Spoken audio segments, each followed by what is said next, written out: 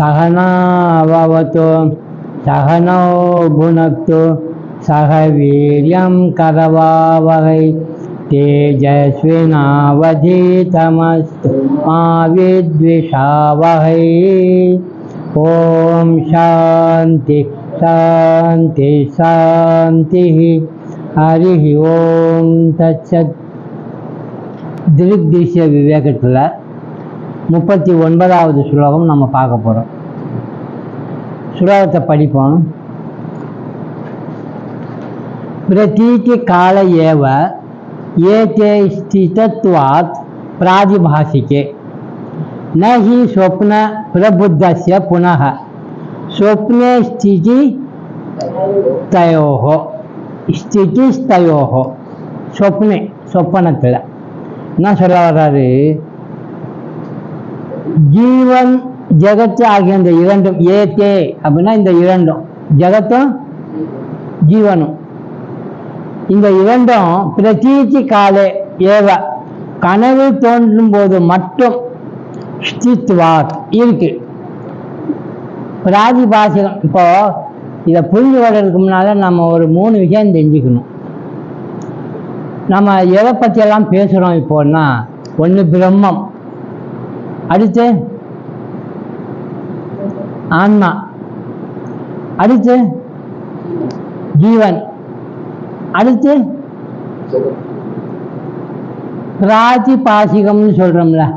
பிராதிபாசிகம்னா என்ன? பிராதிபாசிக ஜீவன் அப்படின்னு சொல்கிறோம். இப்போ படிச்சுட்டே வர அதான் பிராதிபாசிக ஜீவன். பிராதிபாசிக ஜீவன் சொல்கிறோம். அது கனவுல காணுதில்ல ஒரு ஜீவன், கனவு காணுதில்ல ஜீவன். அது நனவுல காண்ற ஜீவனுக்கு என்னன்னு பேரு? இப்போ நாம நனவுல இருக்கோம், நாம ஜீவன் தான். இது என்ன ஜீவன் சொல்லலாம்? நனவு ஜீவன், அது கனவு ஜீவன். கனவு ஜீவனுக்கு பிராதிபாசிகன்னு பேரு. இப்ப நனவு ஜீவனுக்கு அதைத்தான் நம்ம ஆன்மான்னு சொல்றோம் இல்லையா? நனவு ஜீவனான இது எதோட சேர்ந்து வாழ்ந்துட்டு இருக்கு? எந்த மித்யாவோட, பொய்யோட சேர்ந்து வாழுது? ஜெகத்தோட. ஜெகத்தோட தானே வாழ்றோம். ஆனா ஜெகத்தாக இருப்பது எது அப்படிங்கிறப்போ பிரம்மம்னு சொல்றோம். அப்போ நனவுல ஆன்மா ஜெகத்துல வாழ்ந்து கொண்டிருக்கிறப்போ எதை பார்க்கல? பிரம்மத்தை பார்க்கல. அப்படின்னா என்ன அர்த்தம்? தன்னை பார்க்கல. ஆன்மாங்கிறது தன்னை. இப்போ இது நனவு உலகத்தில் நடக்கிறது. ஜெகத்தை யார் சிருஷ்டி பண்ணா?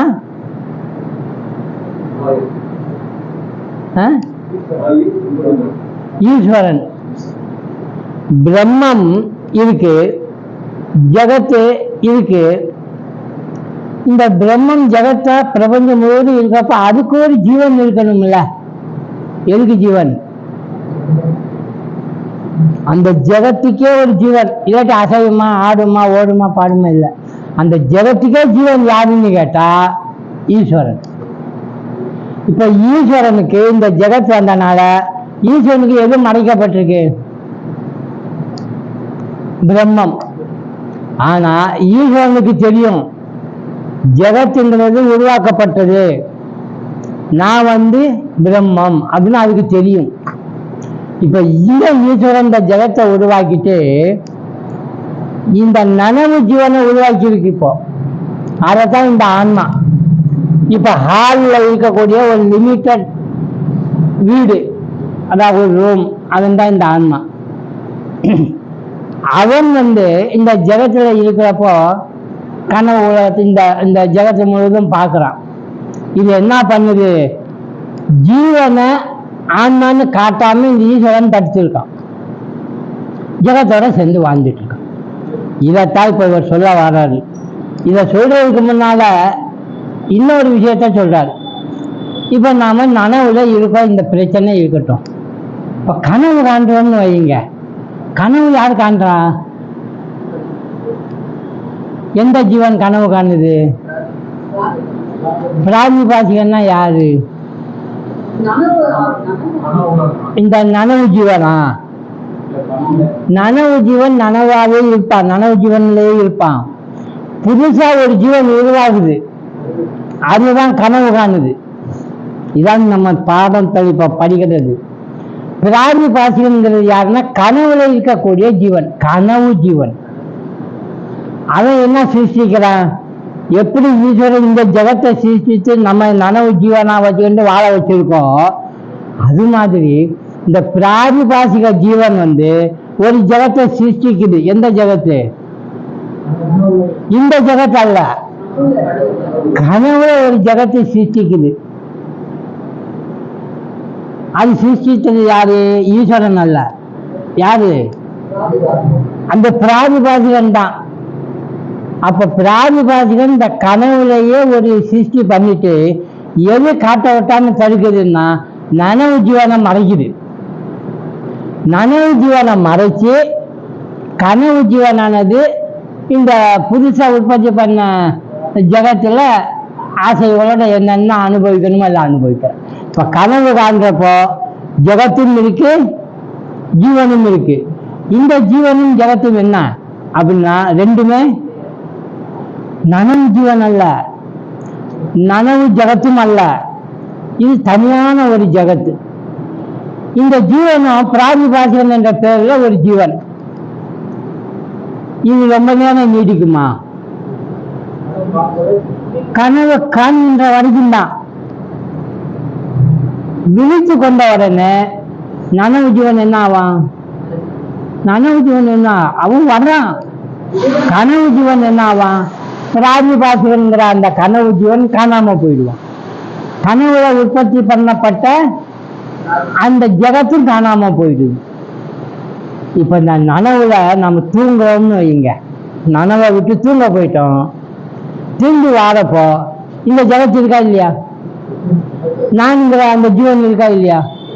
ஆனா கனவுல அந்த ஜெகத்தும் அந்த ஜீவனும் இருக்கா? அதைத்தான் இந்த சுழற்சியில சொல்றார். இப்ப நல்லா யோசனை பாருங்க. ரெண்டு ஜீவன் நம்ம உருவாக்க, நனவு ஜீவன் ஏற்கனவே இருக்கு, அதுதான் ஆன்மான்னு நம்ம சொல்றோம். இந்த ஆன்மாவும் அந்த கனவு ஜீவனும் ரெண்டுமே குழப்பமாகி யாரை பார்க்கணும்னு ஆசைப்பட்டது? பிரம்மத்தை. நனவு ஜீவனுக்கு இப்ப பிரம்மம் பார்க்கறதுக்குள்ள அதை மறைத்து ஜெகத்தோட சேர்ந்து எது எது இல்லையோ அதெல்லாம் உண்மைன்னு நினைக்க வச்சிருக்கு. இதை சிருஷ்டித்து பண்ணிட்டு நம்ம இப்படி மயக்கி வச்சது யாருன்னு கேட்டா ஈஸ்வரன். கனவில் காணப்படுகின்ற ஜீவனும் ஜெகத்துமான கனவு உலகம் தோற்ற மாத்திரமேயான இருப்புடையவை.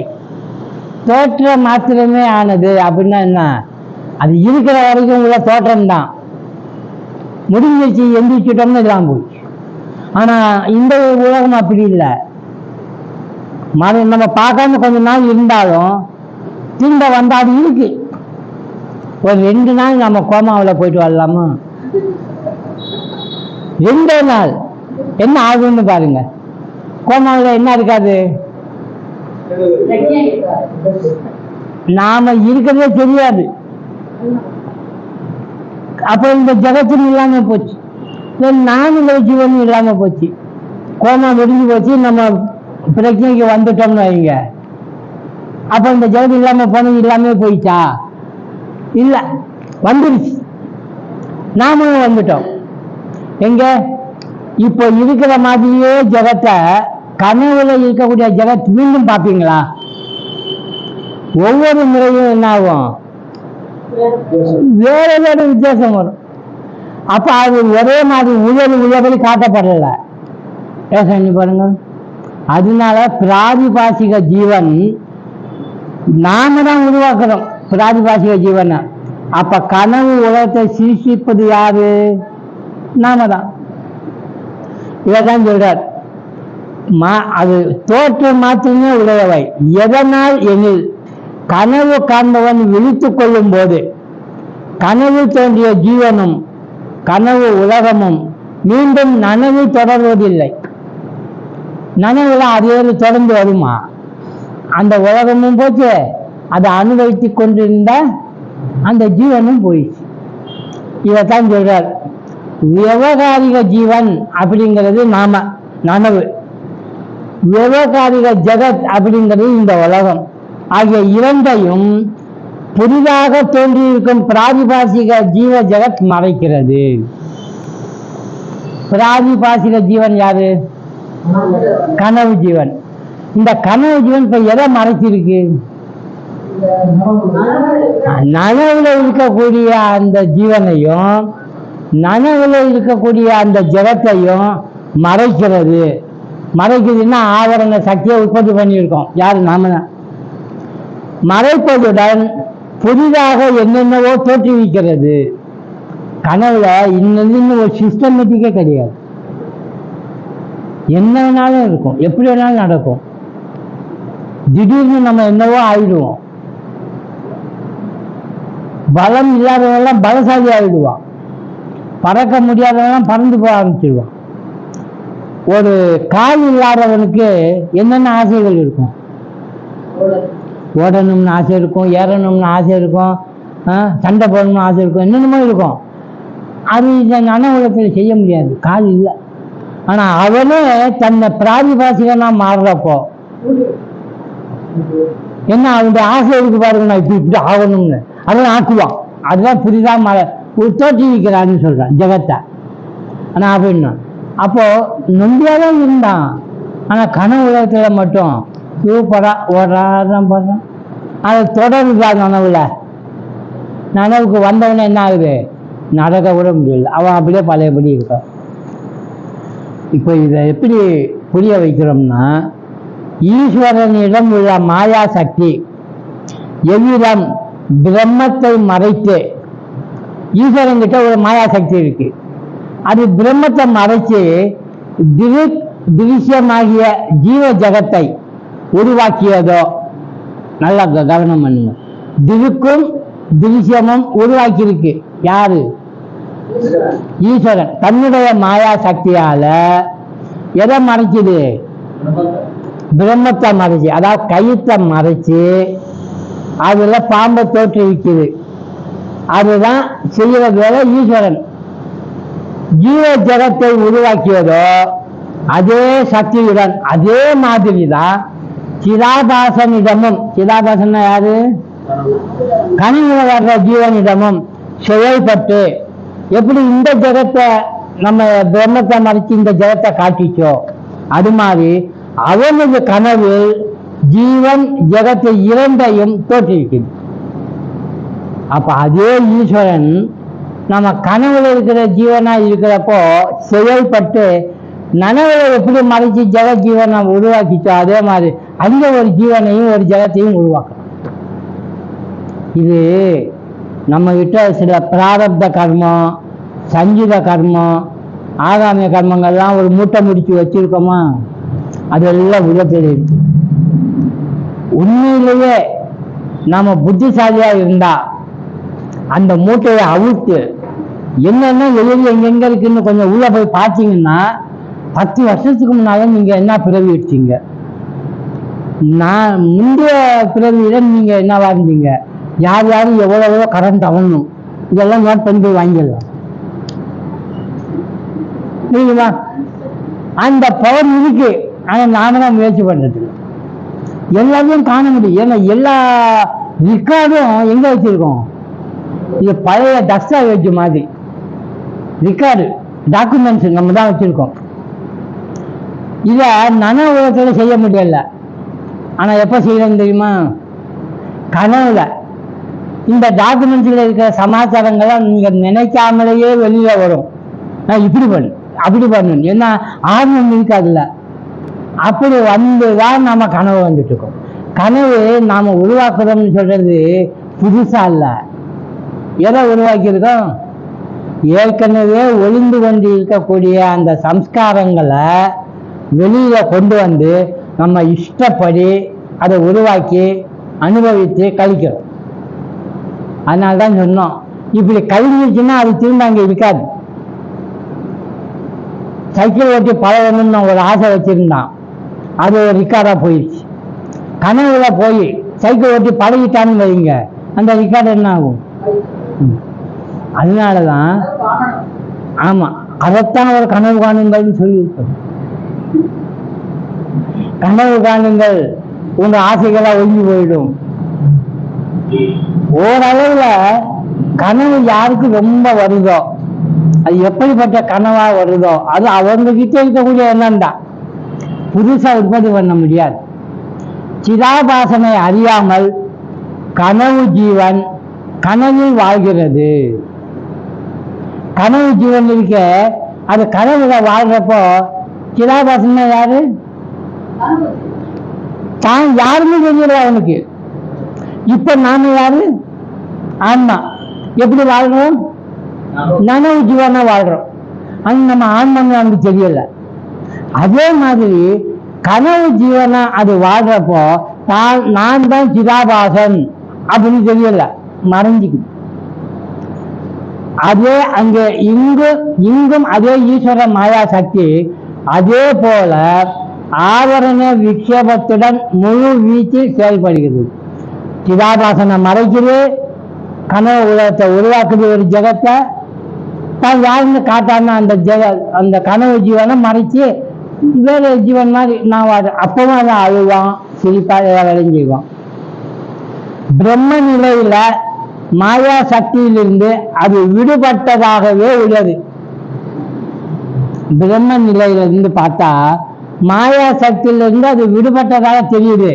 ஆனா ஜீவ நிலையில மாயா சக்தி உடையதாக இருக்கிறது. அதனாலதான் நமக்கு புரியல. நம்ம விடுபட்டு இருக்கிறோம். இப்ப கூட நம்ம எப்படி இருக்கோம்? உண்மையிலேயே தியானம்னு சொல்றோம்ல, நான் பல தடவை சொல்லியிருக்கேன். நீங்க தியானம் பண்ணியிருக்கீங்களா?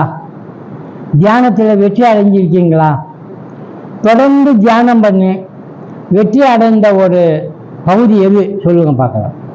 நான் தியானத்தில் எப்போதுமே இப்பொழுதும் என் நெஞ்சில் நீங்காதான் தாழ்வாழ்கிற மாதிரி சதா சர்வகாலமும் நான் அவனையே தான் நினைச்சிட்டு இருக்கேன், தியானம் பண்ணிட்டே இருக்கேன். என் தியானத்தை யாரும் குறைக்க முடியாது, குழப்ப முடியாது அப்படி சொல்ற மாதிரி நம்ம ஒரு தியானம் பண்ணிட்டு இருக்கோம். அது என்ன தியானம் நீங்க பண்றீங்க? நல்லா யோசனை பண்ணி சொல்லுங்க.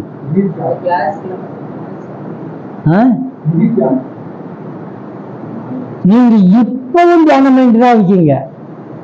நீங்க எப்பவும் தியானம் படிக்கிறப்போ, நிக்கிறப்போ, ஓடுறப்போ, ஆடுறப்போ, என்ன செய்து கொண்டு இருந்தாலும் சரி அந்த தியானத்தை நீங்க விடாம பண்ணிட்டு இருக்கீங்க. நீங்க சொல்றது எல்லாமே திருஷ்யத்தை, தியானம் திருஷ்யத்துல பண்ணிட்டு இருக்கீங்க. இப்போ பிராணம், இப்போ மூச்சுன்னு சொல்றீங்க, வேற என்னமோன்னு சொல்றீங்க. அப்படிங்க நீங்க உண்மையிலேயே எதை தியானம் பண்றீங்கன்னு யோசனை பாருங்க. எந்த எண்ணம்? மனதில் ஏகப்பட்ட எண்ணம் இருக்கு. இப்ப இந்த கிளாஸ் ரொம்ப முக்கியமாகி போச்சா? இல்லைன்னா டாக்டர் ராஜேந்திரன் ஏதாவது ஏன் வரலன்னு கேட்க போறாரா? தெரியல. பாத்தீங்களா? இதைத்தாங்க இங்க சொல்றாரு. சிதாபாசனை அறியாமல் கனவு ஜீவன் கனவில் வாழ்கிறது. நான் சிதாபாசன் அப்படின்னு தெரிஞ்சுக்காம கனவுல வாழ்ந்துட்டே இருக்குங்க. நனவுல நீங்க வாழ்ந்துட்டே இருக்கிறீங்க. நீங்க அவனைத்தான் தியானம் பண்றீங்க, ஆனா உங்களுக்கு தெரியல. யார் அது? கோட், நான். அதுதாங்க நமக்கு தெரியும். பிரம்மம்லாம் தெரியாது, ஆன்மாலாம் தெரியாது, ஒண்ணு தெரியும். நீங்க உங்களை நினைக்கிறப்ப என்ன நினைப்பீங்க? நான் அப்படின்னு சொல்லி பேரெல்லாம் அப்பதான். இந்த பேரு, உயரம், அகலம், நீளம் எல்லாத்தையும் எடுத்துருங்க. ஜாதி, மதம், வேறுபாடெல்லாம் எடுத்துருங்க. நீங்க வாழ்க்கை, இடம், காலம், தேசம் எல்லாத்தையும் எடுத்துருங்க. எல்லாம் எடுத்தா நீங்க யாரு? நான். அது என்னைக்காவது விட்டு போய் நான் ஒரு 5 நிமிஷம் நான் மறந்துட்டேன் அப்படின்னு சொல்லுவீங்க. நான் மறந்த காலம் இருக்கா? தூக்கம் இருக்கு அப்படின்னு சொன்னீங்கன்னா இல்ல, தூக்கத்திலையும் நான் இருக்கு. அப்ப நான்ங்கிற தியானம் உங்கள்கிட்ட கான்ஸ்டன்டா இருக்கா இல்லையா? ஆனா அப்படி இருக்குங்கிறது உங்களுக்கு தெரியுதா? அதுதான் மறைச்சிருக்கு. இந்த மாயா சக்தி என்ன பண்ணுதுன்னு பாத்தீங்களா? ஜெகத்தையும் மறைத்து ஜெகத்தை அனுபவிக்கிற அந்த ஜீவன் இருக்குல்ல, அது சிதாபாசனா நனவு ஜீவனாகிய ஆன்மாவாங்கிறது மறைத்து வாழ வச்சுட்டே இருக்கு. அதைத்தான் இங்க சொல்றார். மாயையால் பிரம்மன் பாதிப்படைவதில்லை. அதாவது ஒரு பாம்பு இருக்குது, கயிறு இருக்குது. பாம்பால கயிறு பாதிக்கப்படுதா? ஜீவன் பாதிப்படைகிறான். இங்க ஜீவன் பாதிப்படைகிறாங்களே, மாறிடுச்சுல. சிதாபாசனையும் மறைச்சிருச்சு, நான்கிற ஆன்மாவையும் மறைச்சிருச்சு. ஜீவனா மாறி ஜெகத்தோட சேர்ந்து யார்ப்பா நீ அப்படின்னா அவன் பேரை சொல்றான். நீ இது இல்லையாண்ணா, என்ன இப்படி சொல்றீங்க? இந்தா நான் இப்பவே ஆதார் அட்டை காட்டுறேன் அப்படிங்கிறான். ஆதார் அட்டை காட்டுறது இப்போ நம்ம தப்பா நினைக்கிறது தான் ஆதார் அட்டை காட்டுது. உண்மையிலே நான் யாருன்னு ஆதார் அட்டை இருக்கா, ஒரு ஐடி, அது காண முடியாது. அந்த நானுக்கு பேரே இல்லை, உயரம் இல்லை. இன்னும் சொல்ல போனா ஒரு அப்ளிகேஷன் ஃபுல்லாக பண்ணுறப்போ பேர், தகப்பனார் பேர், ஆக்குபேஷன் பலது வர்றப்போ இன்னொன்னும் வரும். ஆனா பெண்ணான்னு பார்க்கறதுக்கு ஒரு காலம் வரும். வருமா வராதா? அதை நம்ம ஃபுல்லாக பண்ணுவோம். நான்ங்கிறப்போ அது ஆனா பெண்ணா? அது ஆணும் இல்லை பெண்ணும் இல்லை. இப்போ யோசனை பாருங்க. அதை போய் நம்ம எப்படியெல்லாம் தப்பா ஐடி பண்றோம் பாருங்க. அதுதான் இங்க சொல்றாரு. மாயையால் பிரம்மன் பாதிப்படைவதில்லை. மாயை எவ்வளவுதான் இருந்துட்டு போட்டோம், என்ன வேணாலும் மாற்றி மாற்றி பேசட்டும், ஆனா பிரம்மன் பிரம்மன் மாதிரி அப்படியே தான். சில பேர் ஒன்றுக்கும் பதில் சொல்லாமல் பேசாம உட்காந்துருக்காங்கன்னு வைங்க. நம்ம இந்த பிரம்மம் என்ற வார்த்தை தான் உபயோகிப்போம். என்னன்னு அந்த கரெக்டா சொல்றாரு. யார் சொன்னது? பிரம்மம் பிடிச்ச மாதிரி இருக்கு. என்ன தெரியும் அவங்களுக்கு பிரம்மம் பிடிச்ச மாதிரி இருக்குன்னு சொல்றாரு. அப்ப அவர் கண்டுபிடிச்சிட்டாரா பிரம்மத்தை? பேசணுங்க. உண்மையிலேயே நமக்கு தெரிஞ்சோ தெரியாமலோ நம்ம யாரும் தெரிஞ்சிருக்குது. அதை ஸ்திரப்படுத்தல. நம்ம அதை ஸ்திரப்படுத்திட்டோம்னா இப்பவே நீங்க ஜீவன் முக்தர்கள். உங்களுக்கு நான் விடுதலை அடையணும், மோட்சம் அடையணும், எனக்கு அறிவு வரணும், அதெல்லாம் சொல்லவே மாட்டீங்க. எதுக்கு மோட்சம் அடையணும்? நான் மோட்சத்தை தான் இருக்கேன் அப்படின்னு சொல்ல வந்துடுவீங்க. அதான் இங்க சொல்றார். விவகார ஜீவ ஜகத்துக்கு பிரம்மமே அதிஷ்டானம். விவகாரம்னா என்னது? உலக நடைமுறையில இந்த ஜீவனுக்கும் இந்த ஜகத்துக்கும் எது அதிஷ்டானம்? புரியுதா? விவகார ஜீவ ஜகத்துங்கிறது இந்த உதாரணத்துல கயிறு பாம்புல எது விவகார ஜீவ ஜகத்து? ஐயா, விவகார ஜீவ ஜகத்து என்பது இந்த கயிறு பாம்புல எதை குறிக்கும்?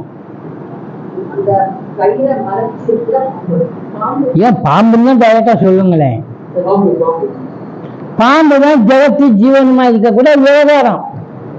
அதுதான் அசையுது, ஓடுது, கொத்துது, வருது, ஓடுது, பயப்படுறோம்.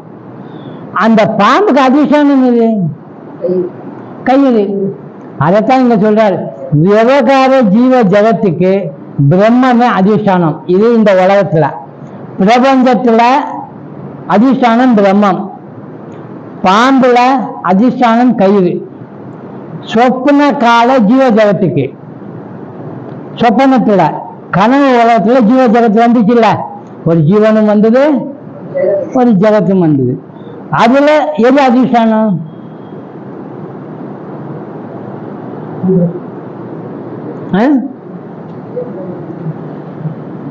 சிதாபாசன். சொப்பனத்துல வரக்கூடிய ஜகத்து ஜீவனம் யார் உற்பத்தி பண்றா? சிதாபாசன் தானே. அந்த கனவு ஜீவன் தானே, அதுதான் அதிஷ்டானம். அவனை வச்சுத்தான் ஜகத்தின் ஜீவனம் வந்தது சொப்பனத்துல. விவகாரம் ஈஸ்வர சிருஷ்டி. இதுல யாரு சிருஷ்டி பண்ணா? ஈஸ்வரன். அதனால விவகார சிருஷ்டி, இது ஈஸ்வர சிருஷ்டி. பிரம்மனே அவசியத்தா மாயா. பிரம்மனில இருக்கக்கூடிய பொருள் எதுதான்னா அந்த மாயா. மாயையை வைத்து கொண்டு ஈஸ்வரன் என்ன பண்ணாரு? விவகாரத்தை ஸ்டார்ட் பண்ணாரு. அதனாலதான் நமக்கு ரொம்ப விவகாரமா இருக்கு. அதைதான் சொல்றோம் விவகாரம். பகவானு இதைத்தான் ஓடி பிடிச்சி விளையாடுற மாதிரி சொல்றார். நான் ஒரு இடத்துல மறைஞ்சிடுவேன், நீ என்ன கண்டுபிடிக்கணும் அப்படின்னு நம்ம ஜீவனை பார்த்து கேட்குறாரு. சரி நீ ஒளிஞ்சுக்கோ, நான் கண்டுபிடிக்கிறேன். போய் ஒளிஞ்சு வேண்டார். நாம் இப்போ கண்டுபிடிக்கிறோம், தேடுறோம். எங்கே தேடுறோம்? எங்கெங்கெல்லாம் தேடுறோம்? அவர் எங்க இருக்காரு இப்போ? எதுக்குள்ள? அன்னைக்கு தான் சொன்ன இதுக்குள்ள இருக்காருன்னு சொல்லக்கூடாதுன்னு. எங்க இருக்காரு அவரு? எங்க தேடுறீங்க நீங்க இப்போ? இருக்கும் இடத்தை விட்டு இல்லாத இடம் தேடி எங்கெங்கோ அலைகிறா ஞான தங்கமே. இருக்கும் இடம் இது கயிறு, அதிஷ்டானம். அதை விட்டுட்டு இந்த ஜகத்து ஜீவனாகிய சிசிய ஜகத்திற்கிற திருஷ்யம் அங்க தேடிட்டு இருக்கோம். பாம்புல போய் தேடுறீங்க. யார? அதிஷ்டானத்தை, பிரம்மத்தை. கிடைக்குமா? கிடைக்காது. அதனால எப்படி கிடைக்காது, ஏன் கிடைக்காதுன்னு கேட்குறீங்கன்னா, நீங்க பாம்பையும் கயிற்றையும் வேறு வேறா பார்த்து அங்கே போய் சேர்ந்தா கிடைக்காது. அதனால தான் அவர் எப்படி மறைஞ்சிருக்காரு, எதால மறைஞ்சிருக்காரு, எப்படி ஒளிஞ்சிருக்காருன்னு நம்ம கண்டுபிடிக்கிறதுன்னா, பாம்பும் கயிறும் எத்தனை பொருள்? பாம்பு ஒன்று, கயிறு ஒன்று. எத்தனை பொருள் இருக்கு? ரெண்டா? நான் இப்ப ரெண்டு சொன்னேன், கயிறு ஒண்ணு, பாம்பு ஒண்ணுன்னு. அப்படித்தான் அவர் ஒளிஞ்சிருக்காரு. எதுல ஒளிஞ்சிருக்காரு? ஜகத்துல. அதிஷ்டானமாகிய கயிற்றுல, அதிஷ்டானமாகிய பிரம்மத்துல இந்த ஜகத்து இருக்குது. அவர் என்ன பண்ணாரு? ஜகத்தை உருவாக்கிட்டு நம்மகிட்ட காட்டி தந்தா ஜகத்து அப்படின்னு. அவர் எங்க போயிட்டாரு? ஜகத்துக்குள்ளே ஒழுங்கி கொண்டிருக்காரு. அப்படின்னா என்ன அர்த்தம் தெரியுமா? தனியா ஒரு பொருளை எடுத்து பானை செய்யல, களிமண்ணை எடுத்து பானையை வணைஞ்சு இந்தா அப்படின்னு வச்சா அது என்ன பானை? மண் பானை. இது களிமண் பானை. இதுல எது அதிஷ்டானம், எது பொய்? அது எப்பவுமே மண்ணு தான். பானை உடைஞ்சாலும் அது மண்ணு தான். ஆனா பானை இல்லாம மண் இருக்கும், மண் இல்லாம பானை இருக்காது. தத் சிருஷ்டுவா, ஜகத்தை சிருஷ்டி செய்துவிட்டு ததனு பிரவிஷ்ய, அதுக்குள்ளே நுழைஞ்சிட்டார். தத் அனுப்பிரவிஷ்ய. பாருங்க இந்த பிரம்மம் பண்ற வேலை. சிருஷ்டித்து அதுக்குள்ள நுழைஞ்சிட்டான்னா நம்ம ரெண்டாவது நினைக்க கூடாது. தானே என்னவா மாறிட்டாரு? ஆவரண சக்தி பிரம்மத்தை மறைச்சு விக்ஷேப சக்தியா பாம்பை காட்டுறாரு. ஒரு பொருள் தான் இருக்கு, ஆனா வேற பொருளை பார்க்கணும். இதுதான் மறைஞ்சிருக்காருன்னு. இது ராமகிருஷ்ண பரமஹம்சர் எப்படி சொல்லுவார்னா, அப்பா பையனை ஏமாத்துறதுக்கு ஒரு புலி முகமுடி ஒன்று போட்டுட்டு போவாராம். பையன் பின்னால போய் திடீர்னு அப்படின்னு பண்ணா அந்த குழந்தை பார்த்துட்டு பயந்துடும். பயந்த உடனே ஐயோ புலி புலின்னு நினைக்கும். உடனே அப்போ குழந்தை ரொம்ப பயந்துடுமோ அப்படின்னு நினச்சி முகமுடி எடுத்து ஏய் அப்படின்னு அது பக்கத்துல இருந்து கட்டி பிடிச்சிடும். புலி யாரு, அப்பா யாரு, ரெண்டும் ஒண்ணு. அது தெரிஞ்ச பிறகு நம்ம கட்டி பிடிச்சிடறோம்.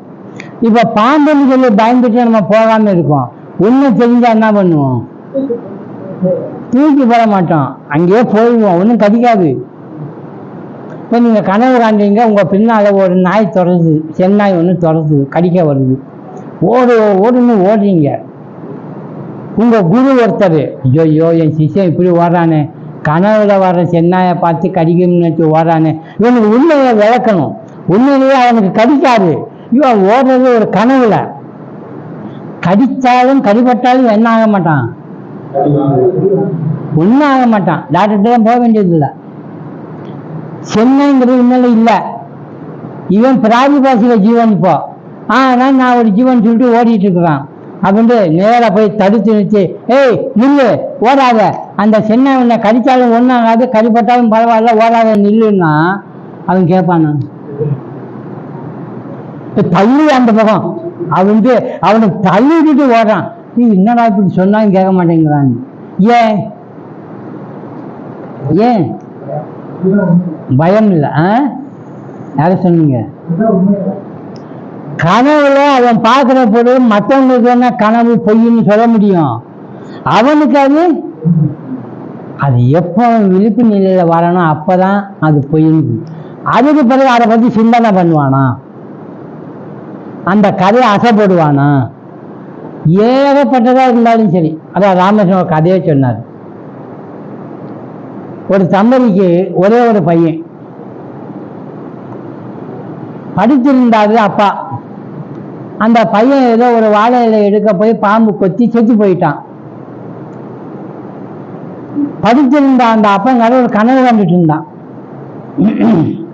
அந்த கனவு என்ன கனவு தெரியுமா? இவன் ஏழை, இவனுக்கு என்ன ஆசை இருக்கும்? பணக்காரன் மட்டும் இல்லை, ராஜாவாகணும்னெல்லாம் ஆசை இருக்கும். பெரிய பெரிய சொத்து சோகமெல்லாம் சேர்க்கணும்னு ஆசை இருக்கும். அப்படி கனவு கண்டுட்டு ஒரு சாம்ராஜ்யத்துக்கே ராஜாவா அரண்மனையில் வீட்டில் இருக்கிறார். 2-3 குழந்தைகள், இளவரசன் இளவரசி, சொகுசான வாழ்க்கை, பணியாட்கள், அத்தனை பேர் இருந்து சந்தோஷமா வாழ்ந்துட்டு இருக்கார். எங்க? கனவுல. பிராதிபாசிகனா ஆசை நிறைவேறி கொண்டிருக்கிறது. இங்க நனவு உலகத்துல இந்த அம்மா பையன் செத்து போயிட்டான்னு சொல்லி இவரை எழுப்பலாம். இந்த அம்மா ஒவ்வொன்று அழுகுது, பையன் செத்து போயிட்டான்னு. எழுப்பி என்னங்க பாம்பு கடிச்சு பையன் செத்து போயிட்டாங்கன்னா அவர் எந்திரிச்சு உட்காந்து பையனை பார்த்தாரு. ஒரு ரியாக்ஷனும் இல்லை, அழவே மாட்டேங்கிறாரு. என்னங்க இப்படி உட்காந்து இருக்கிறீங்க? நம்ம பையன் செத்து போயிட்டாங்க அப்படின்னா இவன் பெசாம இருக்கான். அந்த அம்மாவையே பார்த்துட்டு என்னங்க இப்படி இருக்கீங்கன்னா அவர் சொன்ன மாதிரி பிரம்மம் பிடிச்சிருக்கு. என்ன பிடிச்சதா சொல்லு, பெசாம இருக்கான். என்னங்க இப்படி இருக்கீங்கன்னா, இல்லை நீ அழுகுற சரி, நான் யாரும் நினைச்சு அழுகுறதுன்னு தெரியலன்னா. ஒரு பையன் செத்து போனதுக்காக அழுகுறதா? என்னுடைய அரண்மனை, மனைவி, மக்கள், இளவரசர்கள், சுகபோகங்கள் அத்தனையும் போச்ச. நீ என்னை எழுப்பிட்ட. அதில் வாழ்ந்துட்டு இருந்தேன், அது போச்ச. அதை நினைச்சு அழுகுறதா அப்படிங்கிறான். இவனுக்கு இப்ப என்ன குழப்பம்? அதுவும் உண்மையா இருந்தது, அதுலேயே இருக்கணும் போல இருக்குது. இதுவும் உண்மையா இருக்குது, இது தொடர்ந்து வரக்கூடிய உண்மை. எத்தனை காலம் வாழ்றானோ அத்தனை காலம். அங்க 10 வருஷத்தை 10 நிமிஷத்துல முடிச்சிடுவோம். 10 நிமிஷம் தான் கனவு. 10 வருஷத்தினுடைய செயல்பாடு அதில் முடிஞ்சிருக்கும். அப்படி ராமகிருஷ்ணன் சொல்லுவார். அதனால ஒவ்வொரு விஷயங்களையும் நம்மளே யோசனை பண்ணி பார்க்குறோம். விவகார ஜீவ ஜகத்துக்கு பிரம்மமே அதிஷ்டானம் மாதிரி, சொப்பன கால ஜீவ ஜகத்துக்கு சிதாபாசனே அதிஷ்டானம். சிதாபாசனா யாருன்னு இப்போ புரியுதா? இந்த ஜீவன் அல்ல, கனவுல இன்னொரு ஜீவன். அவன் தான் கனவு கண்டான், அவனுக்கு தான் அனுபவம், இந்த ஜீவனுக்கு அல்ல. ஏன்னா விழித்த பிறகு அது நம்மோட சேர்ந்து வர்றதில்லை. விவகாரம் ஈஸ்வர சிருஷ்டி. இந்த விவகாரம் முழுவதும் ஈஸ்வரன் தான் சிருஷ்டி பண்ணாது. பிரம்மன் அவசியத்தா மாயா. பிரம்மன் மாயாகிட்ட இருக்கு. எல்லா அறிவையும் எல்லா சக்தியையும் மாயை பிரம்மனுக்கு வழங்குகிறது. அப்போ இந்த விவகாரத்துல இங்க ஏற்படக்கூடிய எல்லா ஜகத்து ஜீவனுக்கும் ஏற்படக்கூடிய எல்லா சக்தியும் மாயை என்கிற அந்த பொருள் தான் இந்த பிரம்மனுக்கு தருது. அப்படின்னா என்ன அர்த்தம்? பாம்பு என்பது மாயைன்னு சொன்னா பாம்பை காட்டுறதுக்கு விக்ஷேபம், அது ஆவரணம் எதுன்னு கேட்டா மறைக்கிறது அந்த பிரம்மனை. அதை கொடுத்து மறைஞ்சுக்கோ, கொஞ்ச நேரம் மறைஞ்சுக்கோ அப்படின்னு. ஆனாலும் நம்ம ஒன்று நினைக்கணும், மாயை ஆகிற அந்த பாம்பு பார்க்குறோம்னா ஒரு உண்மை இருக்கு, ஏதோ ஒரு பொருள் அதுக்கு அடிப்படையா இருக்கணும். அந்த பொருளை பார்க்க பழகணும். பிரம்மன் இருக்குன்னு நமக்கு தெரியும், ஆனா இப்ப காணோம். அதுக்கு பதிலாக எதை பார்க்கிறோம்? ஜெகத்தை பார்க்கிறோம். இப்போ பிரம்மன் எங்க போச்சு? அப்போ நாம யூகிக்க வேண்டிய ஒரு பொருள் இருக்கு. சூரியன் இருக்குன்னு நமக்கு தெரியுது. கொஞ்ச நேரத்துல கரு மேகம் அப்படியே வருது, வந்து சூரியன் அப்படியே மறைச்சிது. எவ்வளவு பேர் சூரியன் எவ்வளவு தக தக தகன்னு சுட வைக்கும். அதையே அப்படியே மறைச்சி கும்முன்னு ஒரு இருட்டு மாதிரி ஆயிடுச்சு. இப்போ வானத்தை பார்த்தா எது தெரியல, எது தெரியுது? மேகம் தெரியுது. இப்போ எத்தனை பொருள் அங்கே இருக்குது? மேகமும் இருக்கு, ஆனால் சூரியன் தெரியல. ஒரு பொருள் மறைஞ்சிருச்சு, ஆவரண சக்தி மாதிரி பொருளை மறைச்சு மேகத்தை காட்டுது. இப்போ நமக்கு தெரியலன்னு சொல்றோம்ல, எது தெரியல? உண்மையிலே சூரியன் தெரியலையா தெரியுதா?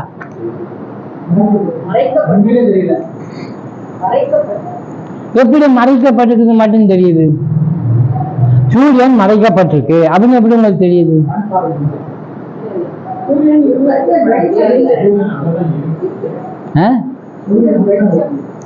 சரி, சூரியன் அங்கதான் இருக்குன்னா நீங்க பார்க்கலன்னு சொல்றீங்க, சூரியன் இல்லைன்னு சொல்றீங்க. சூரியன் அங்க இருக்குன்னு தெரியும், ஆனா கண்ணுக்கு தெரியலன்னு சொல்றீங்க. சூரியன் இருக்குன்னு சொன்னது யாரு? கண்ணுக்கு தெரியலன்னு உங்களுக்கு சொன்னது யாரு? கொஞ்சம் யோசனை பாருங்க.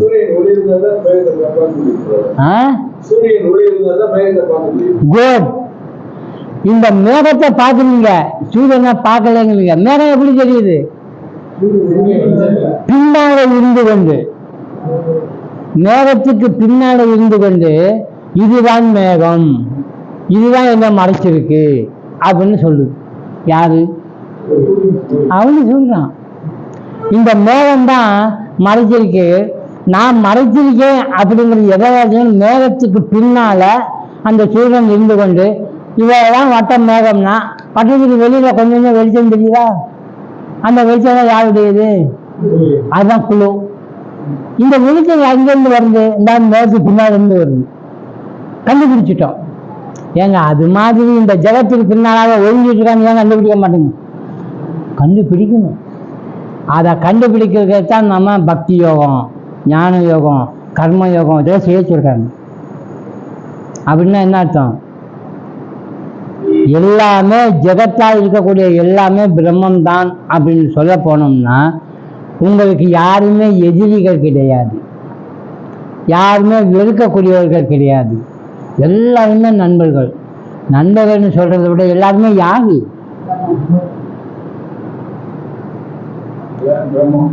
எல்லாமே பிரம்மம்னு சொல்லக்கூடாது. இப்ப நீங்க யாருமே வெறுக்கக்கூடாது, எல்லாம் உங்களை அணைச்சி பேசிக்கோங்கன்னா அவங்க எல்லாம் யாரு உங்களுக்கு?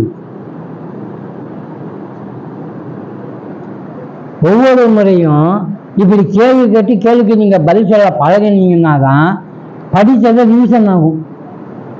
இப்ப நம்ம ஏன் ஒருத்தருக்கு உதவி செய்யணும்? ஏன் கருணை காட்டணும்? எதுக்கு ஹெல்ப் பண்ணணும்? அவங்களுக்கு தேவைன்னா அவங்க உழைச்சி சாப்பிட்டோம், எனக்கு தேவை நான் உழைச்சி சாப்பிடலையா? நான் ஏன் என் அண்ணனுக்கோ தம்பிக்கோ வாரி வழங்கணும்? அதை என் தம்பி அதனால கொடுக்குறேன் ஏன் சொல்லணும்? அதை நம்ம சாப்பிட்டுக்கிட்டு. அப்போ வேர் இட் பிகின்ஸ் தி மாரல். மாரல்னா நீதி.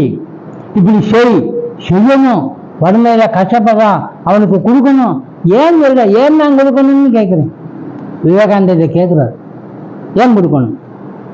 கொடுக்காட்டி என்ன? நான் சம்பாதிச்சேன், நான் சாப்பிட்றேன், நான் பணக்காரன் ஆகிறேன், ஏழை ஆகுறேன், அது மாதிரி ஆகாவும் செய்யட்டுமே. ஏன் என்னையே கொடுக்கணும்னு சொல்றீங்க? ஏன் என்னையே ஈவு இறக்கம் காட்டணும்னு சொல்றீங்க, கருணை காட்டணும்னு சொல்றீங்க? ஏன் அவன் ஒருத்தன் கேட்டான், கஷ்டப்படுறவங்களுக்கு நம்ம எல்லாருக்கும் கொடுக்கணும்டா அப்படின்னு சொன்னார் வாத்தியார். மற்றவங்களுக்கு உதவி செய்யணும், இல்லாதவங்களுக்கு கொடுக்கணும் அப்படின்னு சொன்னார். இந்த பையன் கேட்டான், அவங்க என்ன பண்ணுவாங்க அப்போ அப்படின்னு? வாங்குறது மட்டும் இருந்தா அப்ப அவன் என்ன பண்ணுவான்? அவன் கொடுக்க மாட்டாங்க, அவனுக்கு என்ன வேலை அப்போ அப்படின்னு கேட்குறான். அப்போ கொடுக்கறது ஹெல்ப் பண்றது, ஈவு இறக்கம் காட்டுறதுங்கிறதெல்லாம் மாடலாக வச்சிருக்கீங்களே, இந்த மாடல் எதை பேஸ் பண்ணி, எதை ஆதாரமாக கொண்டு மாடல் எழுந்தது? அப்போ திருஷ்ய விவேகம் வரும். இல்லை, எப்படி திருஷ்ய விவேகம் காட்டுவீங்க? இந்த மாடலுக்கு அடிப்படை எதுன்னா திருஷ்ய விவேகம் தான். எப்படி நீங்க சம்மந்தப்படுத்துவீங்க?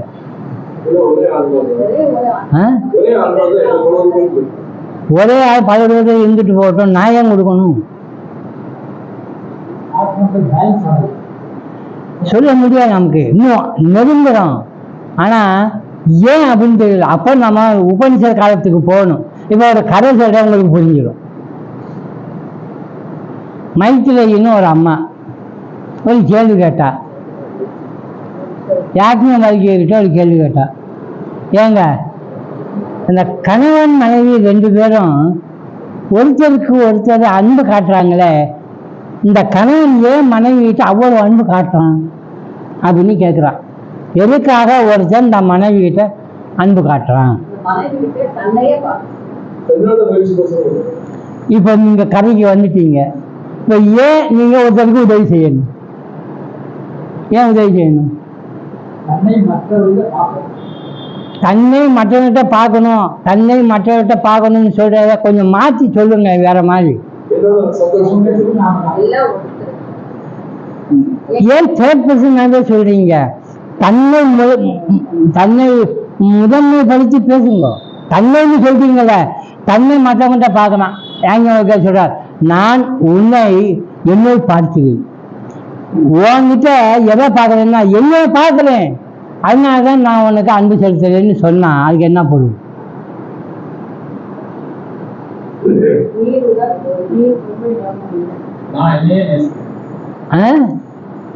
நீங்க உண்மையை நேசிச்சீங்க, அதை மற்றவங்களை நேசிக்கிற மாதிரி பேசுறீங்க. அவரை அன்பு காட்ட இவர அந்த அம்மா கேட்கறதுதான், ஏன் கணவன் மனைவியோட அன்பு காட்டுறான்னு. அவர் பதில் சொல்லிட்டாரு, ஏன்னா உங்ககிட்ட நான் என்னைய பார்க்கிறேன்ட்டார்.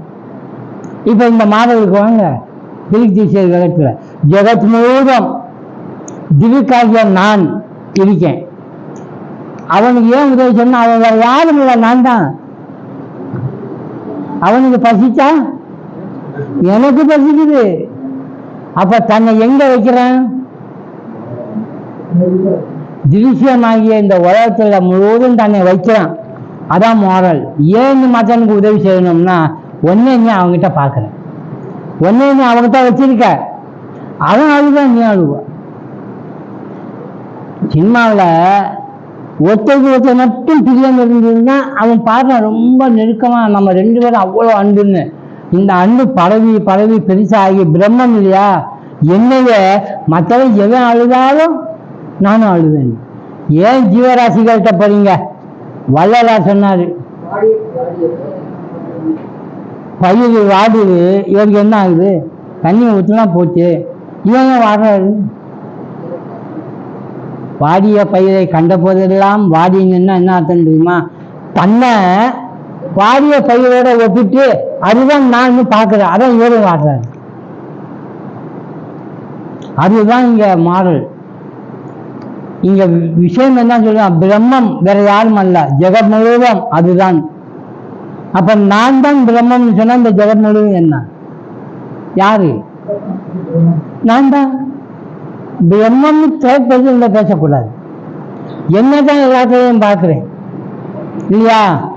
பிரம்மம் தேர்ட் பர்சன்ல பேசாம உபனிஷத்து ஃபர்ஸ்ட் பர்சன்ல பேசுது. என்னன்னு இல்லையா? பிரம்மாஸ்மி, பிரம்மம் அஸ்மி. பிரம்மம்னா இது இந்த ஜெகத்து முழுவதும் ஏகப்பட்ட வேறுபாடுகள் இருக்கு ஜெகத்துல. ஆனா அது அத்தனையுமே என்னது? பிரம்மம். அந்த பிரம்மம் யாரு? நானுங்கிறான். அப்ப அது யாரால் என் கையை நானே அடிச்சுக்க வேணாம். அப்ப எப்படி அவன் இன்னொருத்தனை அடிப்பான்? அடிக்க மாட்டான். ஒருத்தன் கஷ்டப்பட்டா இவனும் கஷ்டப்படும். உன் கண்ணில் நீர் வழிந்தால் இது ஒரு ஆளுக்கு வச்சிருக்கிற அன்பு. இவன் அகம் பிரம்மாஸ்மின்னு சொன்னா யாருடைய கண்ணில நீர் வழிந்தாலும் இவன் கண்ணில் ஏதோ ஒன்று ஆகும். ஆனா நாம என்ன பழகி இருக்கோம்னா, நமக்கு நெருக்கமானவங்களை நம்ம யார் மேல பாசம் வச்சிருக்கிறோமோ அவங்களுக்கு ஏதாவது ஒன்றா நமக்கு வலிக்கும். மற்றவனுக்கு ஏதாவது ஒரு இப்படியா செஞ்ச பரவாயில்ல, வலிக்கல. ஏன்? ஏன்னா தொடர்பு சரியில்லை. அது அவ்வளோ நெருக்கடியில் இல்லாது. ஆனால் நெருக்கடி இதுதான். அதனாலதான் நான் அடிக்கடி சொல்ற ஒரு கதையில் ஒவ்வொருத்தரும் என்ன நினைக்கிறான்னா, என்ன தவிர நீ வேற யாரையும் நினைக்கக்கூடாது அப்படின்னு நினைக்கிறான்.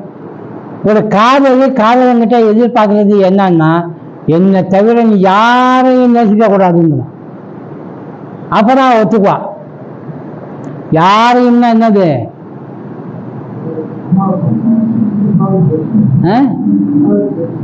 அம்மாவை கேட்டா இன்னொரு அவசியம் இருக்கு இந்த வரும் கதையில. போறான் காதலிய பார்க்க, டக் டக்குன்னு கதவை தட்டுறான். ஒரு வீட்டில் கதவு சாத்தி இருக்கு, உள்ள ஆள் இருக்குது. இவன் கதவை தட்டுறான், உள்ள இருந்து ஒரு சத்தம் வரும். என்னன்னு? யாரது? இவன் என்ன சொல்லுவான்? நான் தான்ங்கிறான். திறக்க வேண்டியதுன்னு திறக்க மாட்டேங்குது. திரும்பவும் கதவை தட்டுறாரு. யாரது? என்ன? நான் தாங்கிறேன், திறக்க மாட்டேங்குது. இவன் யோசிச்சான், நான் தான் சொல்றேன், புரியாது அவளுக்கு, இன்னும் திறக்க மாட்டேங்குது. நல்லா யோசிச்சு பார்த்தா, ஓஹோ அப்படின்னு இப்ப கதவை தட்டினான். யார் அதுன்னா? நீ தான் அப்படின்னு. உடனே கதை வாங்க அப்படின்னு. ஏன் நான் கூட சொல்லக்கூடாதியா? நீ மற்றவங்க நேசிக்கிறத பத்தி சொல்ற, என்னை தவிர யாரையும் நேசிக்க கூடாது அப்படின்னா ஒன்ன கூட நீ நேசிக்க கூடாது. பாது எப்படி போகுது கதை. வள்ளுவர் எழுதுறாரு இத. ஆக அந்த பிரம்மம் அடையணும்னா நாம ஒரு சாதனை பண்ணி நாம யாருன்னு கண்டுபிடிச்சிக்கணும்னு சொன்னா இத்தனை கஷ்டத்துக்கு உள்ளாகணும். தசரதன் யார் மேல ரொம்ப அனுபவிச்சிருந்தார்? ராமன் மேல அனுபவிச்சிருந்தார். எவ்வளவு தூரம் அனுபவிச்சிருந்தாரு? உயிர், தன் உயிரையே எங்க வச்சிருக்காரு? ராமன் மேல வச்சிருக்காரு. ஆனா வெளியில சொல்லல. ராமன் வச்சிருக்காரு நடைமுறையில தெரியுது. கைகை கிட்ட ஓடி வாரா, பட்டாபிஷேகம் பண்றாங்கன்னு. கைகை கம்முன்னு இருக்கா. விஷயத்தை எடுத்து சொல்றப்ப குழப்பம் ஆகுது. கடைசி அந்த அம்மா வரம் கேட்டா, பரதனை வெளியே போ, ராமனை வெளியே போக சொல்லிட்டு பரதனுக்கு பட்டம் சுட்டணும் அப்படின்னு. எப்படி இருக்கும்? உயிரையே வச்சுக்க ராமனை காட்டுக்கு போக சொல்றார். 7 ஆண்டு வனத்தை ஆள்வது, சீதை கேள்வன் போய் வனம் ஆள்வது, என் செய் அரசாள்வது. என் பையன் அரசாகணும். சீதை கேள்வன், சீதையுடைய கணவன் என்ன செய்யணும்? காட்டுல வனம் ஆள்வது அப்படிங்கிறான். எப்படி இருக்கும் ராமனுக்கு, இவருக்கு தசரதனுக்கு? கெஞ்சுறாரு கெஞ்சுறாரு, கேட்க மாட்டேங்கிறான். காலை பிடிச்சு கெஞ்சுறாரு. கடைசியில என்னன்னு? எல்லா செல்வத்தையும் பரதனுக்கு தந்தேன், என் ராமனை காடு நயவாமைத்தா.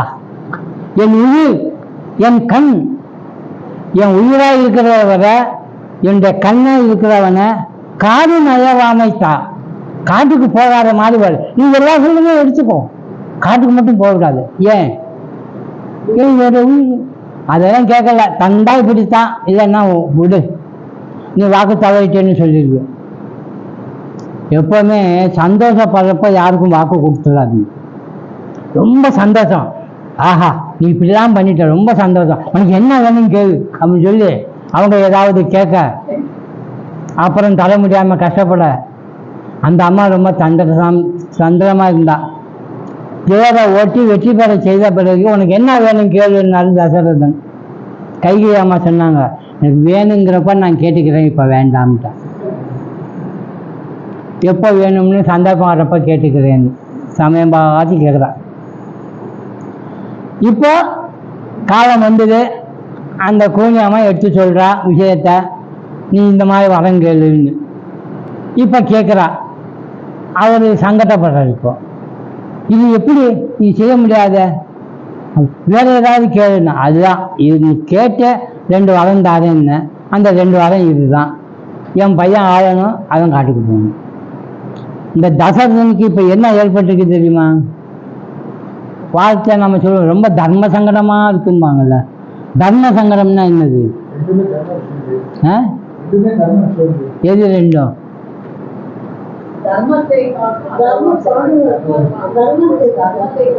தர்ம சங்கடம்னா ரெண்டுமே நிறைவேற்ற வேண்டியது, தவறக்கூடாது ரெண்டையும். அந்த மாதிரி சிச்சுவேஷன்ல சங்கடம் வருது. எதை விடுறது எதை கொள்றதுன்னு ஒரு கணக்கு. என்ன அது தர்மம் அப்படின்னா, மூத்தவன் இருக்க இளையவனுக்கு பட்டம் சுட்ட முடியாது. இது என்னது ரூல்ஸ்? மூத்தவன் இருக்க இதுக்காகதான் நம்முடைய அதிகாரங்கள்ல, சிலப்பதிகாரம் மாதிரி உள்ள இடங்கள்ல, அந்த 50 காப்பியங்கள்ல இதை உடைச்சார் அவரு. என்ன ஆகி மூத்தவன் இருக்க இளையவனுக்கு பட்டம் கிடையாதுன்னொடனே மூத்தவன் என்ன பண்ணாரு? கன்னியாசியா போயிட்டார். அப்ப ஆட்டோமேட்டிக்கா இளையவனுக்கு பட்டம் கட்டியாச்சு. இது மாதிரி இங்க எப்படியாவது ராமனுக்கு பட்டாபிஷேகம் கட்டணும். ஆனா அந்த தசரதனால செய்ய முடியல. மூத்தவன் இருக்க இளையவனுக்கு பட்டம் கட்டினா தர்மத்தை விட்டவன் மாதிரி ஆவான். வாக்கு கொடுத்ததை மறந்து தரமாட்டேன்னு சொன்னா அந்த தர்மமும் விட்டவன் ஆவான். இப்ப எந்த தர்மத்தை கடைபிடிக்கிறது? வாக்க கடைபிடிக்கிறதா, ஜெனரலா இருக்கிற தர்மத்தை கடைபிடிக்கிறதா? இதான் தர்ம சங்கடம்ங்கிறது. இவன் கடைசியில் எதை செய்தார் தெரியுமா? தான் நஷ்டப்பட்டாலும் பரவாயில்லை, எதை விடக்கூடாது? வாக்கு தவறக்கூடாது அப்படின்னு தந்தேன் வரத்தை தந்துட்டு இந்த பட்டாபிஷேகம் பண்றப்போ ஒரு நான் அப்படிம்பாங்க, ஒரு கயிறு இங்க கட்டுவாங்கல்ல, அது மாதிரி ஒரு கயிறு கட்டுவாங்க பரதனுக்கு.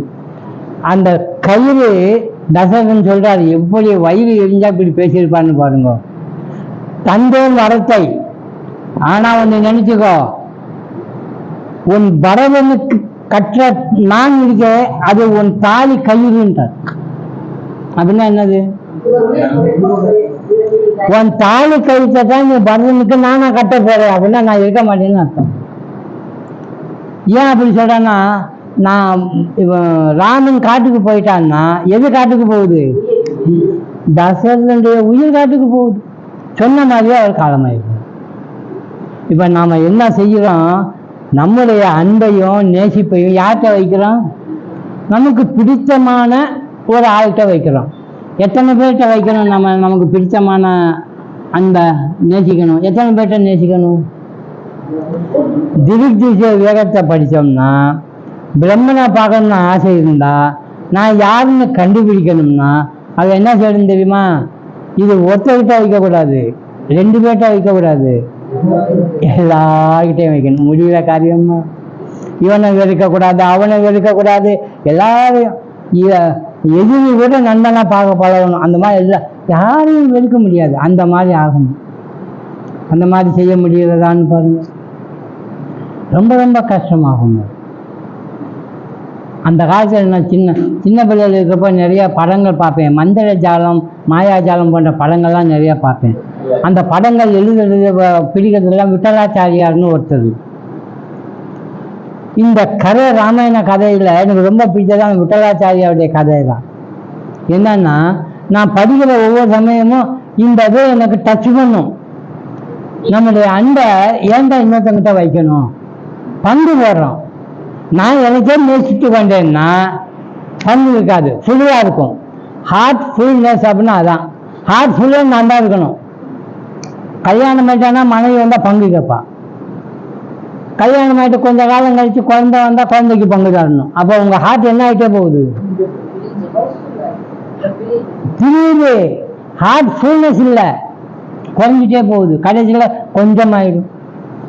பகவானையே ஃபுல்லா நீங்க நிறைக்கணும். அந்த மாதிரி நிறைச்சாதான் நீங்க ஆண்டவனை பார்க்க முடியும். விட்டலாச்சாரிய படத்துல அதான் சொல்லுவார், என்ன அடிச்சாலும் கொன்னாலும் தீப்பட்டி எரிச்சாலும் கூட அந்த மந்திரவாதி சாக மாட்டாங்க. கடைசியில் ரகசியம் கண்டுபிடிப்பான். அவர் சொல்லுவா, இந்த மந்திரவாதியை கொல்லணும்னா என்ன செய்யணும்? எப்படிதான் கண்டுபிடிச்சாங்கன்னு தெரியாது. 7 கடலை தாண்டி போய் 7 மலை ஏறி இறங்கி அங்கே ஒரு ஆலமர குகைக்குள்ள ஒரு கூண்டு இருக்கும். அந்த கூண்டுக்குள்ள ஒரு கிளி இருக்கும். அந்த கிளிக்குள்ள வந்து ஜீவன் இருக்கும். அதை கொண்டு வந்து நீ என்ன பண்ணாலும் அதை அப்ப சாவான். இங்கதான் வைக்க முடியுது உயிர. அவனுக்கு எப்படிதான் மூளை போயிருக்கு பாருங்க. இந்த கதையை சொல்றதுக்கு அவனை வெளியே எடுத்து வச்சுட்டாரு கிளிக்குள்ள. ஆக நாம இப்ப நேசிக்க வேண்டியது யாருன்னா, எல்லாரையும் வெறுக்கக்கூடாது. ஏன்னா எல்லாருமே நாங்க தான். நாம தான் எல்லாமே இருக்கோம். இதைத்தான் பிரம்மம் பிரம்மம்னு நம்ம சொல்லிட்டு தெரியுறோம். சூக்ஷ்ம தூள உடல் கொண்டிருக்கும் ஜீவன் கூட ஈஸ்வர சிருஷ்டியில் ஒரு பகுதியே. சூக்ஷ்மமும் ஸ்தூலமும் இருக்கக்கூடிய இந்த உடல் ஜீவன் கூட ஈஸ்வர சிருஷ்டியில ஒரு பகுதி. ஈஸ்வர சிருஷ்டியில போக்தமும் போக்கியமும் ஈஸ்வர சிருஷ்டியே. போக்தம்னா ஜீவன், போக்கியம்னா ஜெகத்து. இது ரெண்டுமே ஈஸ்வரனுடைய சிருஷ்டி தானே. அப்ப நாம யாருடைய சிருஷ்டி? ஈஸ்வரனுடைய சிருஷ்டி. இருப்பினும் இந்த ஈஸ்வரத்துவம் பிரம்மனின் குணம் அல்ல. இந்த ஈஸ்வரத்துவம் இருக்க அது பிரம்மனுடைய குணம் இல்ல, பிரம்மன் அதிஷ்டானம் மட்டுமே. பிரம்மன் என்கிறது கையில் மாதிரி அதிஷ்டானம் மட்டும்தான், அதுக்கு குணமெல்லாம் கிடையாது. அது மேல தோற்றுவிக்கப்பட்ட பாம்பு அதிஷ்டானம். இது மாயை தான் ஈஸ்வரத்தை உண்டு பண்ணுகிறது எனில் மாயை பிரம்மனுக்கு என்னவாக வேண்டும்? அப்ப மாயைங்கிறது பிரம்மனுக்கு என்ன? இப்போ அது உதாரணத்துக்கு சொல்லணும்னா பானை களிமண்ணுக்கு என்னவாக வேண்டும்? பானை களிமண், பானைக்கு களிமண் என்ன ஆகணும்? பானைக்கு களிமண் என்னது? அதிஷ்டானம். கடத்துவம் களிமண்ணுக்கு இல்லை. கடத்துவம்னா இந்த கொடை மாதிரி இருக்கக்கூடியது களிமண்ணுக்கு சொந்தம் இல்லை. கடத்துவம் என்பது உண்மையிலே பொய், மித்யா. அப்போ ஜெகத்துங்கிறது உண்மையிலே மித்யா. இப்போ ஈஸ்வரனும் மித்தியாகி போச்சு, அப்போ மாயையும் மித்தியாகி போச்சு. களிமண்ணுக்கு கடத்துவம் இல்லை. களிமண்ணுங்கிறது தான் கயிறு, களிமண்ணுங்கிறது தான் பிரம்மம். களிமண் எப்போதும் களிமண். அதனால நான் பள்ளிக்கூடத்தில் படிக்கிறப்போ எங்கள் வாத்தியார் என்னை பார்த்து களிமண் களிமண் சொன்னால் ஒன்றும் பேச முடியும். சொல்லிக்கா நான் களிமண் அப்படிலாம் பிரம்மம் அது சொல்றார். ஆனால் பானையால் களிமண் இன்றி இருக்கவே முடியாது. களிமண் இல்லைன்னா பானை இருக்காது, அங்க கயிறு இல்லைன்னா பாம்பு இருக்காது. பிரம்மம் இல்லைன்னா ஜெகத் இருக்காது, ஈஸ்வரன் இருக்காது. அதே போல மாயை இல்லாவிடனும் இருப்பினும் பிரம்மம் பிரம்மமே. மாயை இருந்தாங்க இல்லாட்டி என்ன? ஆனால் பிரம்மம் இல்லாமல் மாயை இல்லை. மாயங்கிற பிரம்மம் இல்லைன்னா இல்லை. மித்யா, பொய், சத்து, அசத்து, அனிவச்சனீயம், இது சத்தா அசத்தா என்று வகைப்படுத்த முடியாத ஓர் இருப்பு நிலை தான் இந்த மாயா. அது இருக்கா இல்லையா தெரியாது. தோற்றம் எப்படி வேணாலும் இருக்கலாம், மாறவும் செய்யும் அது. அதனால அது அனிர்வச்சனீயம். கையில் வளையலா இருக்கு, கொஞ்ச நாள் கழிச்சு அது மோதிரமாக மாறிடுச்சு. இன்னும் கொஞ்ச நாள் கழிச்சு கழுத்தில் ஒரு சின்ன செயினா மாறிடுச்சு. அதுவும் பிடிக்காம கடைசியில் காலில் தோடா வந்துடுச்சு. இப்படி வந்ததெல்லாம் எது? அந்த தங்கம் தான். ஆனால் அதிஷ்டானம் தான் இது. தங்கம் அதிஷ்டானமாக இருந்து ஒரு கடம், ஒரு குடுவை, ஒரு டம்ளர், இப்படி எத்தனை நாள் மாறுது பாருங்க.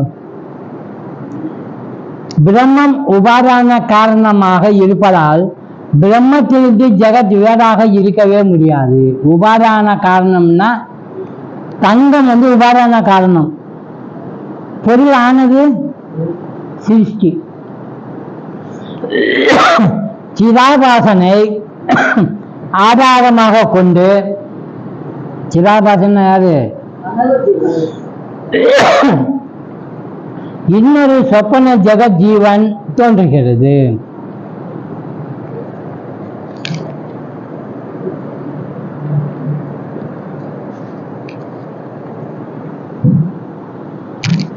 சொப்பனத்தில் இருக்கும் ஜீவனுக்கு சொப்பன உலகம் உண்மை. அவனுக்கு உண்மையான விவகாரம் எதுன்னா கனவு தான். நனவு ஜீவனுக்கு உண்மையான விவகாரம் எது? இந்த இங்க இருக்கக்கூடிய நனவு தான். அவன் கனவில் இருந்து விழித்து கொண்டால் எந்த உண்மையில இருப்பான்? நனவு. பிரம்ம உண்மையிலா இல்ல பாரமாத்திக உண்மையிலா? இல்லை. படுக்க போவதற்கு முன் இருந்த ஈஸ்வர சிருஷ்டியாகிய விவகார உண்மைக்குத்தான் செல்வான். இங்கதான் சொப்பனத்திலிருந்து விடுபட்டா எங்கேயும் போக முடியாது, பிரம்மத்துக்கு போக முடியாது, திரும்ப இங்கே தான் வருவான். கனவில் பட்டினியால் துடித்த அவன் விழித்தவுடன் மூக்கு பிடிக்க சாப்பிட்டு விட்டு உருவ கூட முடியாமல் இருக்கும் விவகார நிலைக்கு இருக்கிறான். கனவுல பட்டினியா இருந்தான், விழித்தவுடன் மூக்கு பிடிக்க சாப்பிடலாம், அப்புறம் நானும் உலகத்தில் இருக்கான். அவனுடன் சொப்பன ஜகத்தும் மறைந்து விடுகிறது. விவகார நிலைக்கு சொப்பன ஜீவன் மறைந்து விடுகிறது. அதான் சொல்றாருங்க, சொப்பனத்தில் சொப்பன ஜீவன் பார்த்ததெல்லாம் தூங்குகின்ற விவகார சிதாபாச ஜீவனின் நினைவில் சேகரித்து வைத்திருந்த பிரதீதி இந்த ஒரு வார்த்தை அங்கே இருக்கு, பதிவுகளில் இருந்து வெளிப்பட்டவை. வாசனா கல்பைய நம்ம முதல்ல சொன்னோம் பாருங்க, நம்ம கிட்ட இருக்கக்கூடிய வாசனை, அதுக்கு பேரு சம்ஸ்காரம், வினைகளுடைய தொகுப்பு, எண்ணங்கள்னு சொல்லலாம். இது அத்தனை ஒரே பொருள் தான். பதஞ்சலி இன்னொரு விதமாகவும் சொல்லுவார் அவரு. வாசனை கட்டிடங்கள் அவன் நினைவிலிருந்து நினைவு மேகம், நினைவு வானம், நினைவு காற்று, நினைவு நீர், நினைவு நெருப்பு உருப்பெறுகின்றன. எல்லாமே ரீகலெக்ஷன், நினைவு தான். ஏற்கனவே வர்றது உண்மை இல்லை, ரீகலெக்ட் பண்றோம். அவை நிஜமாக தோன்றுகின்றன. வெறும் அறிவு நினைவு மாத்திரமானவை. அவனுக்கு பொருள் நிஜமாக தெரிகின்றது. சுவகாலே சத்தியவத் பாதி சரி. எனவே இருப்பு என்பதே பிரதீதி மாத்திரமே. எது உணரப்படுகிறதோ அது இருக்கிறது, உணரப்படாதது இல்லை. மிச்சத்தை நம்ம அடுத்த வகுப்புல கொஞ்சம் பார்த்துட்டு அப்புறம் 40வது ஸ்லோகத்துக்கு போகலாம். இப்போ நமக்கு என்ன புரிய வருதுன்னா, 3 பேர் நம்மகிட்ட இருக்காங்க. நீங்கள் எங்கே மாறி மாறி போறீங்கன்னு பாருங்க. கனவு உலகத்தில் இருக்கக்கூடிய பிராதிபாசிக ஜீவனாகவும் நம்ம இருக்கோம். நனவு உலகத்தில் வாழுகின்ற இந்த நனவு ஜீவனாகிய ஆன்மாவா நம்ம இருக்கின்றோம். உண்மையான நம்முடைய அதிஷ்டானம் இது பிரம்மம் இருக்கு, அது கண்டுபிடிக்கிறதுக்கு தெரியணும். இந்த 3 நிலையிலையும் நம்ம மாறி மாறி போகிறோம் வாரோம். கனவு, நனவு, அப்புறம் ஆழ்ந்த உறக்கம். அதில் எல்லாமே ஒடுங்கி இருந்து திரும்பி வெளியே வர்றது, அதை சொல்கிறாரு. அதனால இந்த 39வது ஸ்லோகம் இன்னொரு முறை படிக்கணும். படித்தாதான் நாம் எப்போ எந்தெந்த ஜீவனாக மாறுறோம், எப்போ நாம் கோபித்து கொள்கிறோம், அனுபவிக்கிறோம். இப்போ ஒன்றும் இல்லை, இங்கே ஜிலேபிலாம் கிடையாது இப்போ. ஆனால் ஜிலேபி வருமா வராதா? எப்படி வரும்? கனவு இங்கே இப்போ இந்த நேரமே சொன்ன வந்துடும்ல. எங்க ஆர்டர் பண்றதுக்கா? பார்த்தீங்களா எவ்வளோ முன்னேற்றமாக இருக்கு பாருங்க. கொஞ்ச நேரம் இப்படி உக்காந்து ஜிலேபி இப்படி இருக்கும் அது சொல்லி பாருங்க, அப்படியே ஆஹா நல்ல ஸ்வீட்டா இருக்கு. இது கிடைத்தாலும் நீங்க சேஷையரா இல்லை கிருஷ்ண ஐயரா, எந்த ஜிலேபி சாப்பிட்டுருக்கீங்க? அந்த ஜிலேபி இந்த டேஸ்ட் இருந்துச்சு, இவர்கிட்ட வாங்கினாலும் இந்த மாதிரி டேஸ்ட். 2 டேஸ்டும் உணர்வீங்க, உணரப்படுது. டைரக்டராக சாப்பிட்டு உணரணும்னு இல்லை, நினைவாகவும் உணரப்படுது. ஸோ நாமளும் ஒரு வகையில் ஈஸ்வரன் தான். எதை வச்சு? இந்த கனவுல சிருஷ்டிக்கிறோம்ல, அது யாரு? நாங்கள் தானே.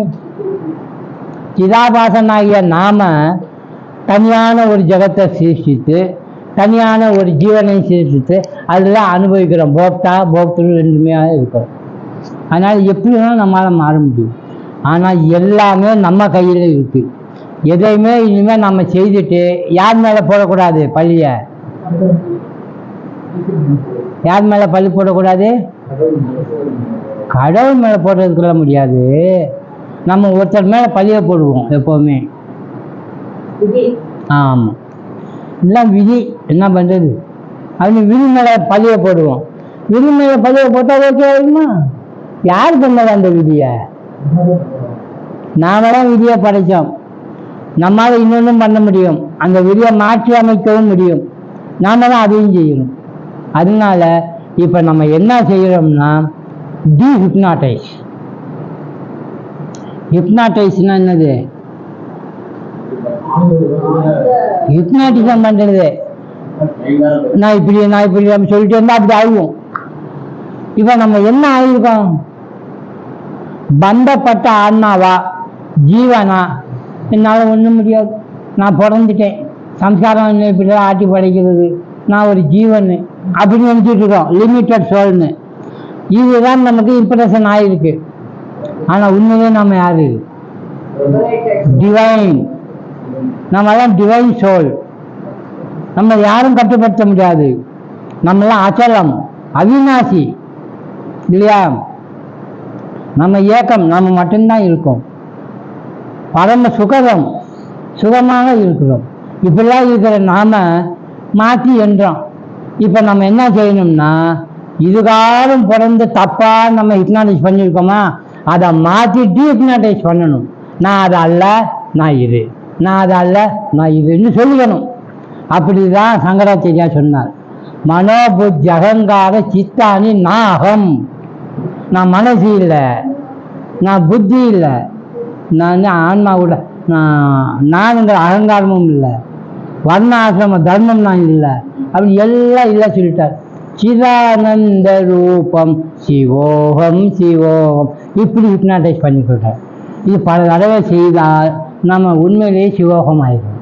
அதனால தான் ஜபம் பண்றதுல எத்தனையோ ஸ்டைல் இருக்கு.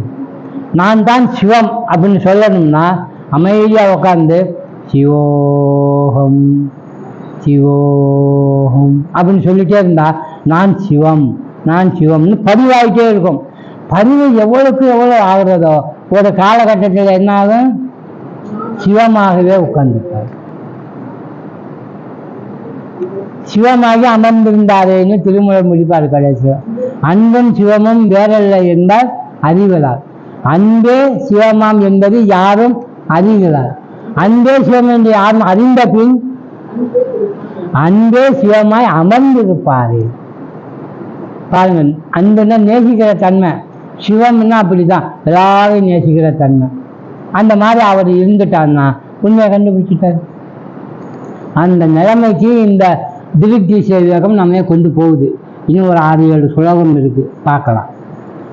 மந்திரம் சொல்லு. ஓம் சகனாவவதோ சகனோ புனத்தோ சக வீர்யம் கரவாவகை தேஜஸ்வினாவதீதமஸ்து மா வித்விஷாவகை. ஓம் சாந்தி சாந்தி சாந்தி. ஹரி ஓம் தத்சத்.